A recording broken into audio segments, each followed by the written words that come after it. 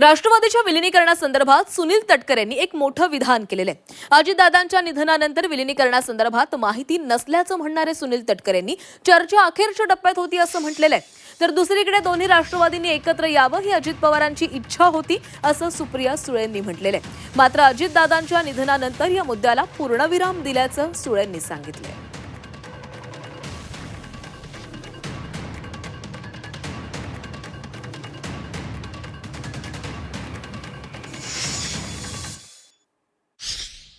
स्वर्गीय अजितदादा असताना विलिनीकरणाची चर्चा झाली होती का? तर झाली होती। ती अखेरच्या टप्प्यात गेलेली होती।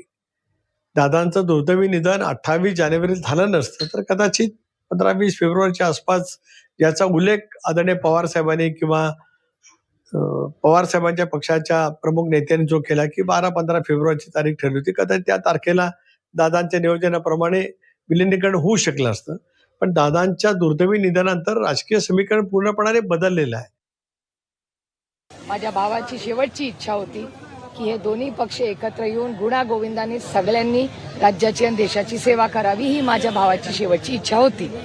पण अर्थातच त्या राष्ट्रवादी म्हणजे माझ्या भावाची इच्छा पूर्ण करायची तयारी माझी दादा असतानाही होती आणि दादा गेल्यावरही होती। पण आता तशी काही भावना त्या बाजूने येत नाहीये। त्याच्यामुळे माझ्या मनात आणि आमच्या संघटनेत त्या विषयाला आम्ही पूर्ण विराम दिला। ज्या दिवशी दादा गेला दिवशी त्या विषयाला जेव्हा कोणी आमच्यातले काही माननीय नेते बोलले आणि समोरच्यांनी सांगितलं की अशी घटना झालीच नाही, आम्हाला प्रचंड दुःख झालं आणि वेदना झाला। एक तर